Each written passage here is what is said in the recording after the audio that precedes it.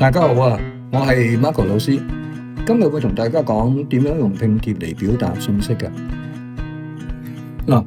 拼貼咧或者係視覺藝術咧，唔單止係為靚㗎，好多時咧都可以係一個發聲嘅工具。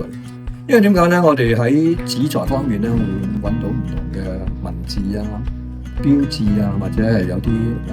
字嘅意義本身咧，都可以利用嘅喎。咁好多時，譬如話有個唔同嘅環保嘅標誌，或者係一杯水，或者係幾個點點，我哋都可以咧構思下嗰個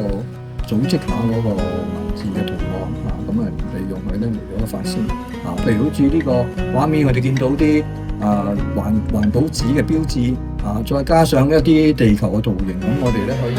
表示一個對地球嘅環保嘅信息嘅喎咁啲紙材本身咧，你會發覺到真係好多圖形嘅喎。有陣時一塊樹葉或者係一個泥產，咁佢可以變成咗一個商標咁樣咁喺紙材方面咧，包括係買翻嚟嘅紙又好，一個舊嘅紙袋又好，巢咗個紙袋又好，用過糖包好。講真咧，呢啲本身可能都係你唔用咗佢都係一個廢紙嚟嘅咁好多時候旅遊，我哋會揾到好多啲信封啲廢紙，我哋咧做好咗嗰個圖畫之後咧，我哋簽翻個名，寫翻日期，咁就表達咗一種對美嘅意識咁樣。香港藝術中心迷你兵團集結號